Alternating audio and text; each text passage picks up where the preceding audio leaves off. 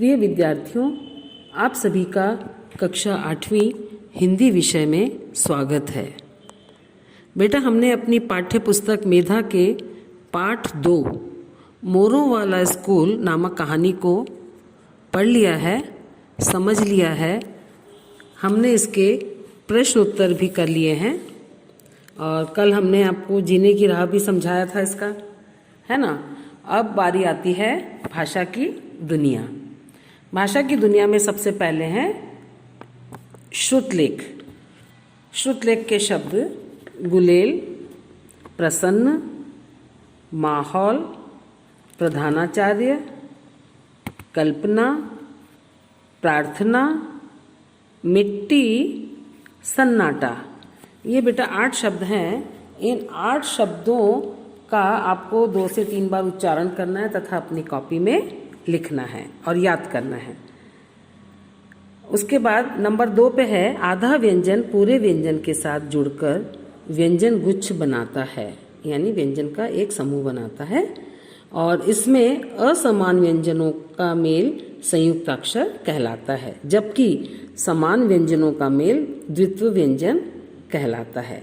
देखिए, सीधी सी बात है, अगर दोनों अक्षर अलग अलग हैं और 2 मिलकर के एक अक्षर बनता है तो संयुक्त अक्षर कहलाता है, और दोनों अक्षर समान हैं और दोनों मिलके एक बने हैं तो वे द्वित्व व्यंजन कहलाते हैं। इन वाक्यों में व्यंजन गुच्छ को रेखांकित कीजिए और बताइए कि उनमें संयुक्त अक्षर आए हैं या द्वित्व व्यंजन। क है वह अपनी मम्मी के साथ आई थी। मम्मी के नीचे हम अंडरलाइन करेंगे और दोनों अक्षर एक जैसे हैं, दोनों माँ मिलके एक बने हैं तो वो द्वित्व व्यंजन कहलाएंगे। इधर लिखेंगे आप द्वित्व व्यंजन। ख है बच्चे खुशी से झूम उठे। इसमें दोनों च एक साथ जुड़े हैं तो ये द्वित्व व्यंजन में आएंगे। इधर लिखेंगे आप द्वित्व व्यंजन, बच्चे के नीचे आप अंडरलाइन करेंगे।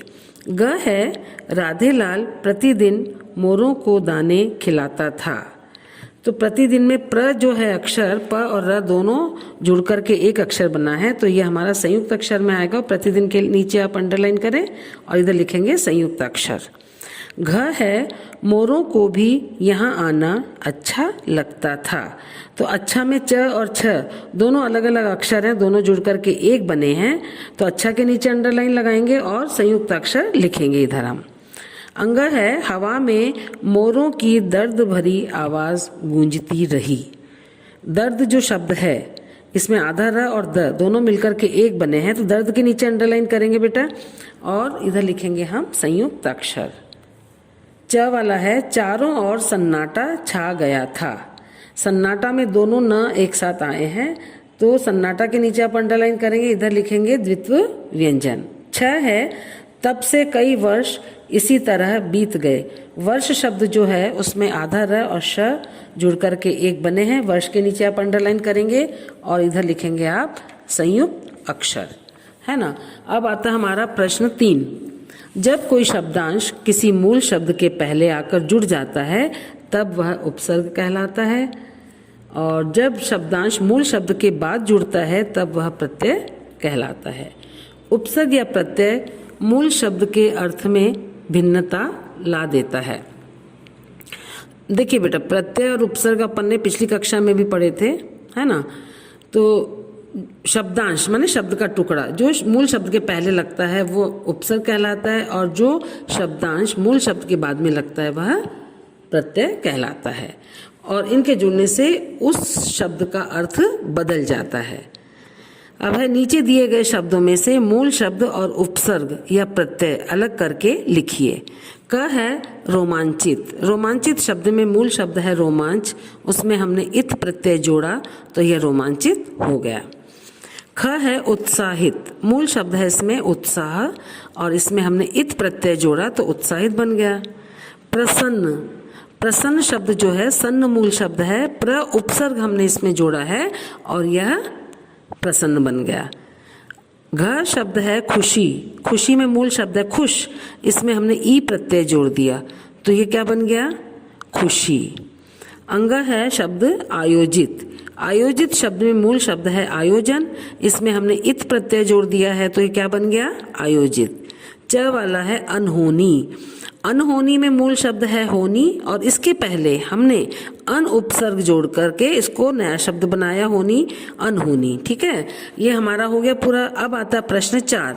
संज्ञा के स्थान पर प्रयुक्त किए जाने वाले शब्द सर्वनाम कहलाते हैं। ये 6 प्रकार के होते हैं: पुरुषवाचक, निश्चयवाचक, अनिश्चयवाचक, प्रश्नवाचक, निजवाचक और संबंधवाचक सर्वनाम। नीचे दिए गए शब्दों में सर्वनाम शब्दों को रेखांकित कीजिए और उनके भेद लिखिए। क वाला है वे झट से नजदीक आ गए थे, तो वे शब्द के नीचे हम अंडरलाइन करेंगे और ये किस में आएगा? वे पुरुषवाचक सर्वनाम में। ख है उन्होंने राधे लाल को हिदायत दी, उन्होंने शब्द के नीचे हम अंडरलाइन करेंगे और यह एक पुरुष की ओर संकेत कर रहा है, तो यह पुरुषवाचक सर्वनाम। ग वाला है मोरों को किसने गुलेल मारी, किसने शब्द के नीचे अंडरलाइन और किसने शब्द एक प्रश्न बता रहा है, प्रश्न की ओर संकेत कर रहा है, तो यह प्रश्नवाचक सर्वनाम हम इधर लिखेंगे। घ है इन मोरों को कुछ खिलाओ, कुछ माने निश्चित नहीं है कि क्या खिलाना है, तो अनिश्चितता की स्थिति हमारे सामने आ रही है, तो कुछ के नीचे अंडरलाइन और इधर हम लिखेंगे अनिश्चयवाचक सर्वनाम। अंग वाक्य है वह घायल मोर ही था, वह शब्द के नीचे अंडरलाइन और वह शब्द निश्चित रूप से बता रहा है कि वह मोर के लिए आया है, तो यह निश्चयवाचक सर्वनाम में आएगा, इधर हम लिखेंगे इसको निश्चयवाचक सर्वनाम।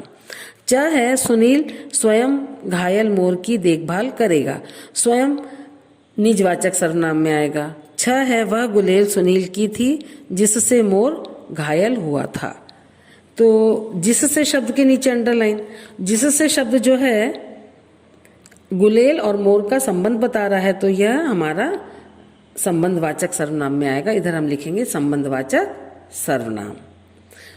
अब है बेटा प्रश्न 5। जो सही उत्तर हो उसके सामने सही का निशान लगाएं या राइट का निशान लगाएं।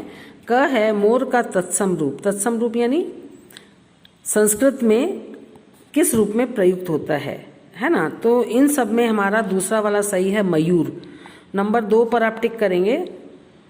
अब ख है इस शब्द में नुक्ता गलत प्रयोग हुआ है। नुक्ता क्या होता है?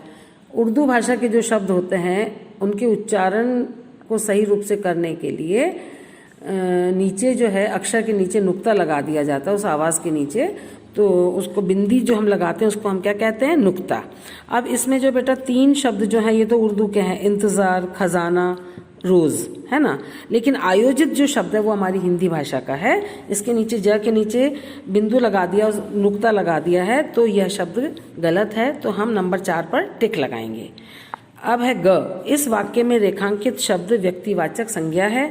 आनंद सर ने बच्चों को हिदायत दी। अब इसमें आनंद सर व्यक्तिगत नाम आया है, तो पहले वाला हमारा सही होगा, इस पर टिक कर लीजिए। अब बारी आती है नंबर 6 पर। इन शब्दों से इस प्रकार के वाक्य बनाइए जिससे उनके लिंग का पता चल जाए। हर शब्द का अपना लिंग होता है ना। मोर, सामने बगीचे में मोर नाच रहा है वो क्रिया बता रही है कि ये पुल्लिंग है ना, मोर पुल्लिंग शब्द है। शरारत, उस बच्चे ने शरारत की माने स्त्रीलिंग शब्द में यह शब्द आएगा। आंसू, माँ के डांटने पर श्याम के आंसू निकल पड़े, माने पुल्लिंग में आएंगे आंसू शब्द, है ना। विज्ञापन, मैंने कार का विज्ञापन देखा, देखी नहीं देखा, तो देखा शब्द बता रहा है कि विज्ञापन पुल्लिंग शब्द में आता है। अंग वाला है प्रतियोगिता, मेरे विद्यालय में गायन प्रतियोगिता आयोजित की, तो आयोजित की, तो ये प्रतियोगिता कौन सा शब्द आएगा आपका? स्त्रीलिंग में आएगा। तो बेटा आपके हेल्प के लिए हमने ये वाक्य बताए हैं, लेकिन आपको वाक्य अपने खुद बनाने हैं और शब्द के नीचे अंडरलाइन करनी है। अब है रचना का संसार। इन चारों को आप पढ़ के देख लीजिए, आपको जो शब्द अच्छा लगता है, जो प्रश्न आपको अच्छा लगता है, उसका आप एक पैराग्राफ अपनी कॉपी में लिखेंगे, याद करेंगे। तो ये बेटा हमारा पाठ पूरा हो गया, पाठ 2 मोरों वाला स्कूल कहानी।